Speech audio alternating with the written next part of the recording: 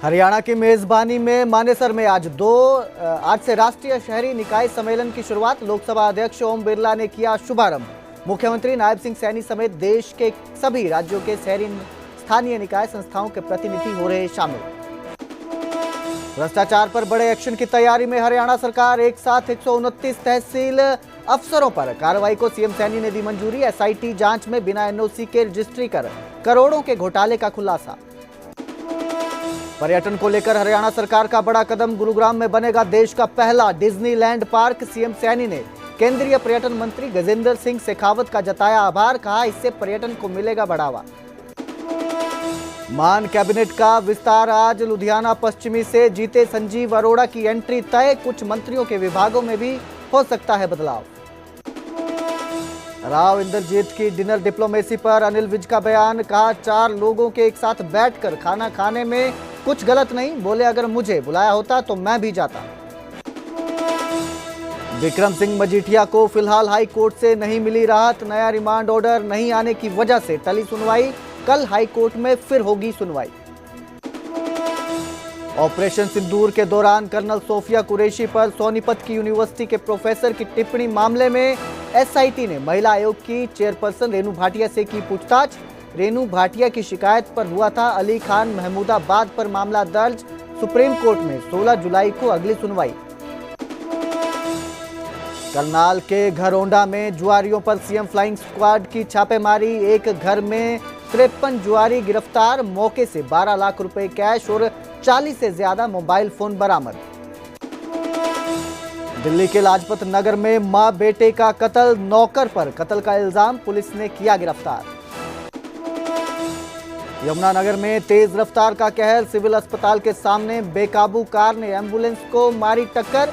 Ambulance में सवार गर्भवती महिला समेत 3 गंभीर रूप से जख्मी। हिमाचल के 5 जिलों में आज फ्लैश फ्लड की चेतावनी। चंबा, कांगड़ा, मंडी, कुल्लू और शिमला में अलर्ट जारी। लोगों से सतर्क रहने की अपील। बाबा बर्फानी के दर्शन के लिए अमरनाथ यात्रा की शुरुआत। आज से अमरनाथ यात्रा के लिए राज्यपाल मनोज सिन्हा ने भक्तों के पहला जत्थे को जम्मू से किया रवाना। इस बार 38 दिन तक चलेगी अमरनाथ यात्रा।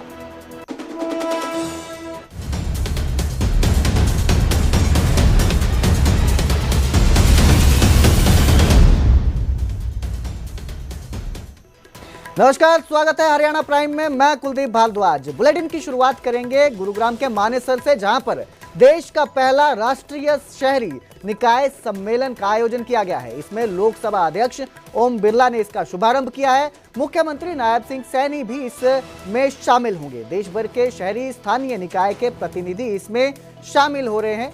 हरियाणा की मेजबानी में मानेसर में आज से राष्ट्रीय शहरी निकाय का सम्मेलन हो रहा है। इसमें शहरी निकायों की कार्य प्रणाली पर मंथन हो रहा है, जहां प्रतिनिधि अपने अपने अनुभव साझा करेंगे। तो मानेसर में राष्ट्रीय शहरी निकाय सम्मेलन शुरू हुआ है, जिसका शुभारंभ लोकसभा अध्यक्ष ओम बिरला ने किया।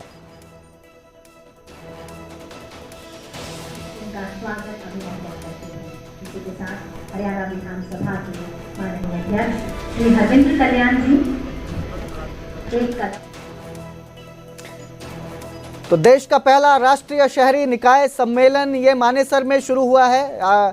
लोकसभा के स्पीकर ओम बिरला इसमें पहुंचे हैं। इन्होंने इसका शुभारंभ किया है। इसमें जो है सीएम नायब सिंह सैनी भी शामिल होंगे। आपको बता दें, आज से ये राष्ट्रीय शहरी निकाय सम्मेलन शुरू हुआ है। इस खबर पर ज्यादा जानकारी के लिए मेरे सहयोगी धर्मवीर मेरे साथ जुड़े हैं। धर्मवीर, ये जो सम्मेलन शुरू हुआ है, इस सम्मेलन में किन मुद्दों पर चर्चा हो सकती है? पहला सम्मेलन ये राष्ट्रीय सम्मेलन है जो इस तरह का किया जा रहा है। क्या कुछ इस बारे में जानकारी? बिल्कुल, देखिए 2 दिवसीय ये सम्मेलन है जो कि यूएलबी एक तरह से मंत्रालय जो है वो कर रहा है। हरियाणा को इसकी मेजबानी मिली है और ये मेजबानी लोकसभा स्पीकर ओम बिरला ने दी है। ओम बिरला खुद आज यहाँ मुख्य अतिथि के तौर पर पहुंचे हैं। उन्होंने इसकी शुरुआत की है। हरियाणा के मुख्यमंत्री मौजूद है। हरियाणा जो विधानसभा उसके अध्यक्ष हरविंद्र कल्याण मौजूद है।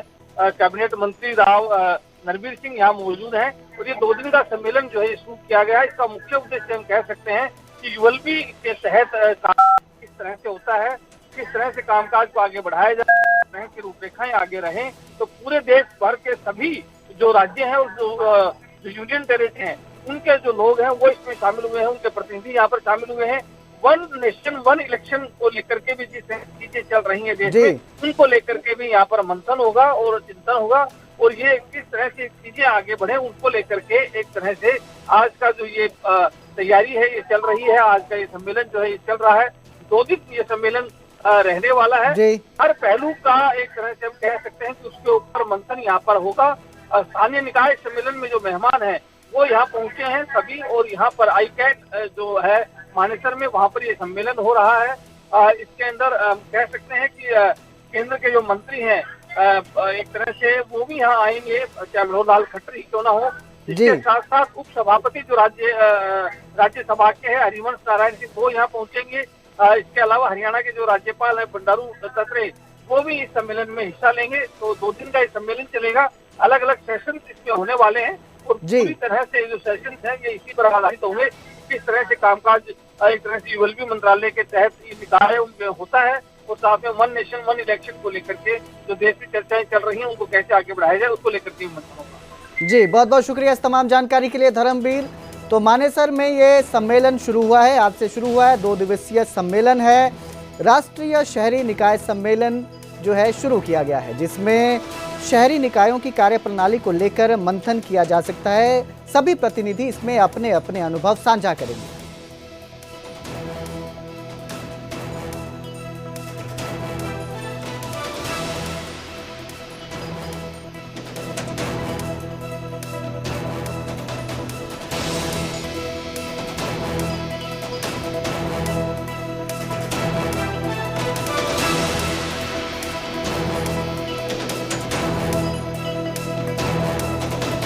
तो पर्यटन को लेकर हरियाणा सरकार का बड़ा कदम दिखाई दिया है। हरियाणा में देश का पहला डिज्नीलैंड पार्क बनेगा। डिज्नीलैंड के निर्माण को केंद्र की मंजूरी मिली है।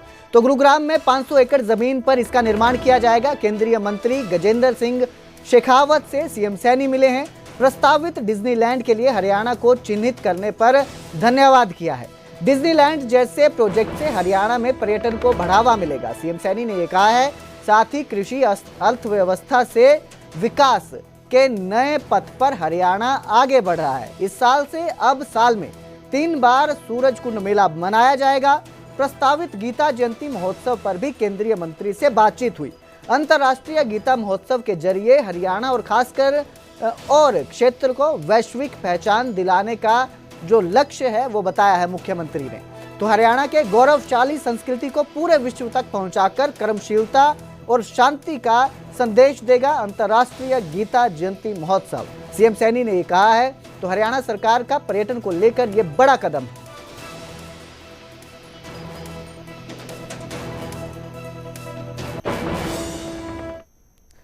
तो वहीं भ्रष्टाचार पर सरकार का बड़ा प्रहार दिखाई दिया। 129 तहसीलों के अफसरों पर कार्रवाई की तैयारी है। बिना एनओसी के रजिस्ट्री कर दी थी। सीएम ने इन अफसरों को चार्जशीट करने की मंजूरी दी है। चार्जशीट करने की एसआईटी रिपोर्ट में घोटाले का खुलासा हुआ था। मुख्यमंत्री नायब सिंह सैनी ने 129 नायब तहसीलदार और डीआरओ के खिलाफ चार्जशीट दायर करने की मंजूरी दी है। इन अधिकारियों पर आरोप है कि इन्होंने नियम 7A के तहत जरूरी एनओसी के बिना दर्जनों रजिस्ट्रियां की। अब राजस्व विभाग द्वारा इन अधिकारियों को चार्जशीट देने की प्रक्रिया शुरू की जा रही है। जिन अधिकारियों ने 50 से ज्यादा रजिस्ट्री की है उनके खिलाफ हरियाणा सिविल सर्विसेज कोड के रूल के 7 के तहत सख्त कार्रवाई होगी। वहीं 50 से कम रजिस्ट्री करने वालों पर रूल 8 के तहत प्रक्रिया चलेगी, जो अपेक्षाकृत हल्की कार्रवाई मानी जाती है। रिटायर हो चुके अधिकारियों के मामले में सरकार नरमी दिखा सकती है, क्योंकि इन मामलों में कोई वित्तीय गड़बड़ी सामने नहीं आई है। यह फैसला साफ संकेत देता है कि सरकार अब बिना अनुमति के की गई रजिस्ट्रियों को लेकर सख्ती बरतने वाली है, भ्रष्टाचार को लेकर सख्त एक्शन करने वाली है। तो उधर डिनर डिप्लोमेसी पर अनिल विज का बड़ा बयान सामने आया और उन्होंने कहा कि 4 लोगों का एक साथ खाना खाने का कोई सियासी मतलब नहीं है। 4 लोगों के बैठकर खाना खाने का कोई दूसरा मतलब नहीं निकालना चाहिए। अगर मुझे बुलाया गया होता तो मैं भी जाता। अनिल विज का यह बयान सामने आया है। केंद्रीय मंत्री राव इंद्रजीत सिंह के डिनर पर अनिल विज ने ये कहा है।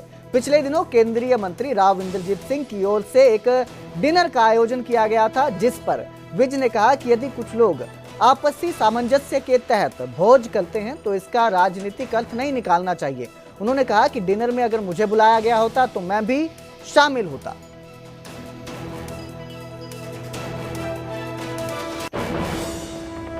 बैठकर खाना खा लेते हैं तो उसका कोई मतलब नहीं निकालना चाहिए। उन्होंने बैठ के अपना खाना खाया, अगर वो मुझे भी बुलाते तो मैं भी चला जाता। इसमें क्या बात है? एक क्षेत्र विशेष के लोगों को बुलाना नहीं तो अपने क्षेत्र के लोगों के साथ बैठकर कोई भोजन करना कहीं मनाही नहीं है, उसका कोई राजनीतिक अर्थ नहीं निकालना चाहिए किसी भी प्रकार से। कांग्रेस के एमएलए भी उसमें शामिल थे। हाँ, तो अब कोई भोजन होता है, कोई फंक्शन होता है तो दूसरे लोग भी आ ही जाते हैं। नहीं, मुझे नहीं आया था। नहीं, ये एक ही क्षेत्र के तो sir with in the party, क्योंकि ये पहली दफा नहीं है, इस तरह की हरकतें और पार्टीज में भी होती रहती हैं, बीजेपी में नहीं, पहली बात तो इसको हरकत कहना गलत शब्द है। तो वहीं हरियाणा में कई विभागों में ट्रांसफर पर ब्रेक लग गई है। ऑनलाइन प्रक्रिया शुरू होने तक ट्रांसफर पर रोक लगी है। ऊर्जा, परिवहन और श्रम विभाग में ट्रांसफर पर बैन है। कैबिनेट मंत्री अनिल विज ने ट्रांसफर पर यह रोक लगाई है। सरकार ने तबादला नीति में संशोधन किया। 50 से ज्यादा पदों के कैडर में केवल ऑनलाइन ट्रांसफर होगा। ऑनलाइन तबादला नीति के संदर्भ में ऊर्जा, परिवहन एवं श्रम विभाग को स्पष्ट निर्देश जारी किए हैं। अनिल विज का ये बयान सामने आया है। पहले भी प्रदेश में बहुत सारे विभागों के ऑनलाइन तबादले हो रहे हैं।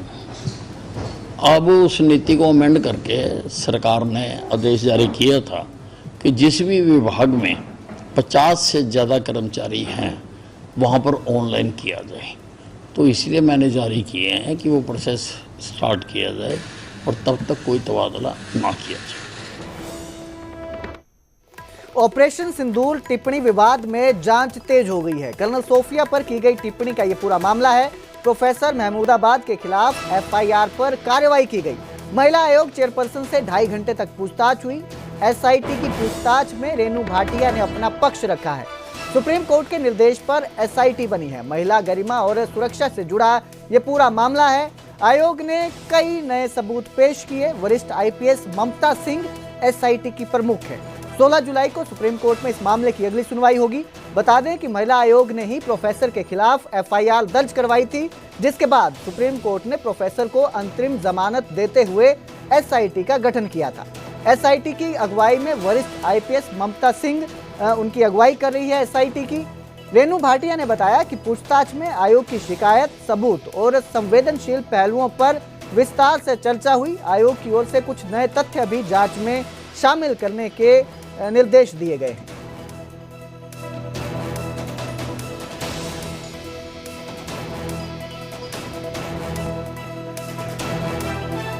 तो ऑपरेशन सिंदूर टिप्पणी विवाद यह मामला है जिसमें जो महिला आयोग की चेयरपर्सन है रेणु भाटिया, उनसे एसआईटी ने पूछताछ की है।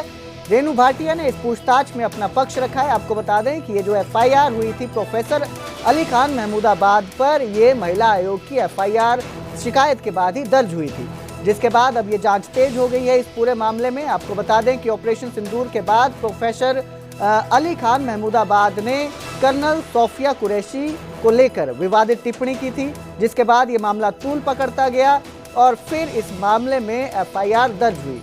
इसके बाद इस पूरे मामले में एसआईटी का गठन किया गया है। एसआईटी की जो है पूछताछ चल रही है इस पूरे मामले में।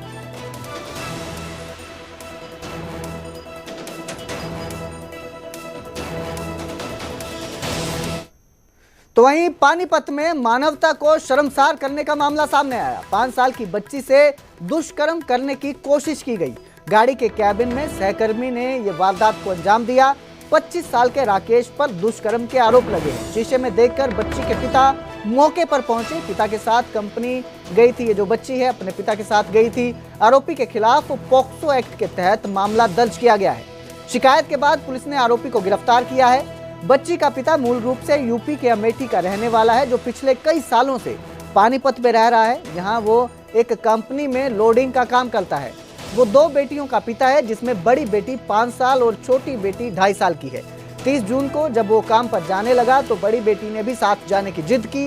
वो बेटी को अपने साथ कंपनी ले गए, लेकिन वहां उसकी बच्ची के साथ दरिंदगी की कोशिश की और किसी और ने नहीं, उसी के सहकर्मी ने बच्ची के साथ दुष्कर्म करने की कोशिश की। 29 थाना की ये घटना है पसीना रोड की। तो एक फादर अपनी बच्ची के साथ जो लोड की गाड़ी चलाता है और उस गाड़ी में बच्ची को लेकर चला गया, कहीं सामान लोड करने गया था। वहाँ पर उन्हीं का कोई जानकार बंदा था, वो उस लड़की बच्ची का फादर तो सामान लोड करने में लग गया और एक दूसरा लड़का जो उन्हीं का जानकार था, उसमें गाड़ी के कैबिन में ही छोटी बच्ची के साथ उसने छेड़छाड़ की। तो इस विषय में FIR सेक्टर थाना 29 में दर्ज कर ली और जो आरोपी था उसको भी गिरफ्तार कर लिया गया और उसको जेल भेज दिया। करनाल की घरौंडा की दुर्गा कॉलोनी में बड़ी कार्रवाई देखने को मिली। सीएम फ्लाइंग पुलिस और CID का एक्शन देखने को मिला। जुआ खेल रहे 53 लोगों को गिरफ्तार किया गया है। यही नहीं, यहां से 12 लाख नगद और 40 मोबाइल फोन भी बरामद हुए हैं। गाड़ियों की चाबी, ताश, सिक्के भी बरामद हुए हैं। जो लोग गिरफ्तार हुए हैं वो अलग अलग जिलों से आए हुए थे और यहाँ आकर जुआ खेलते थे। यहाँ एक शख्स है जो जुआ खेलने में मदद करता है। जो व्यक्ति इनसे रोजाना 50,000 रुपए लेकर जाता था ताकि इन पर कोई कार्रवाई ना हो, अब उसको भी पकड़ने के लिए सीएम फ्लाइंग की टीम जुट गई है। ये सभी एक घर के अंदर कमरे में बैठकर जुआ खेलते थे, जिन पर कार्रवाई की और 53 लोगों को गिरफ्तार किया गया है। नाम का आदमी जो है ये सारा जुआ खिलाने का काम करता था और वो रात को आता था और इनसे एक दिन के 50,000 रुपये लेके जाता है। ये इन्फॉर्मेशन है हमारे पास। तो हमने अपने सीनियर अधिकारी से अनुमति लेकर और डिस्ट्रिक्ट के SP साहब से पुलिस को लेकर साथ तो ये रेड की कार्रवाई की। तो जो मौके पर रेड की गई तो ये जुआ खेलते पाए गए। वो मौका से 12 लाख रुपये, 42 मोबाइल और 53 आदमी जुआ खेलते पाए गए। ताश वगैरह खेलते थे? हाँ, ताश वगैरह खेलते थे और क्या कहते हैं, अब डिस्ट्रिक्ट पुलिस जो है नियम अनुसार कार्रवाई कर। करनाल के घरौंडा की दुर्गा कॉलोनी के अंदर एक बड़ी कार्रवाई की गई है। ये बड़ी कार्रवाई सीएम फ्लाइंग की टीम, CID और घरौंडा पुलिस की तरफ से की गई। दरअसल पुलिस को सूचना मिली थी कि वहाँ पर एक व्यक्ति है जो सट्टा खिलाने का काम करता है, यानी कि जुआ, और एक घर के अंदर जुआ घर बना हुआ है और वहाँ पर तमाम लोग आते हैं, अलग अलग जगहों से आते हैं और वहाँ पर सट्टा खेला जाता है। और ऐसे में जब वहाँ पर सीएम फ्लाइंग की टीमें पहुँचती हैं तो 53 लोगों को गिरफ्तार किया जाता है, जो एक ही घर के कमरे में बैठकर जुआ खेल रहे थे। वहाँ से 12 लाख रुपए से ज़्यादा की राशि भी बरामद की जाती है। 40 से ज़्यादा फ़ोन बरामद किए जाते हैं। एक डमी रिवॉल्वर जो कि नकली थी वो भी बरामद की गई है। डाइस बरामद किए गए हैं, कॉइन्स बरामद किए गए हैं, ताश की गड्डियाँ बरामद की गई हैं और सीएम फ्लाइंग की ये बड़ी कार्रवाई देखने को मिली है। वहीं आगे भी इस तरीके की कार्रवाई जारी रहेगी। इन आरोपियों को आज कोर्ट में पेश किया जाएगा और रिमांड हासिल किया जाएगा। वहीं एक व्यक्ति जो इन्हें पनाह देता था और ये कहता था कि यहाँ पर बैठ के तुम जुआ खेल सकते हो और तुम्हारे ऊपर पुलिस भी कोई कार्रवाई नहीं करेगी और यहाँ पर पुलिस का छापा भी नहीं लगेगा। वो रोज़ाना आता था और तकरीबन 50,000 रुपये की राशि लेकर चला जाता था।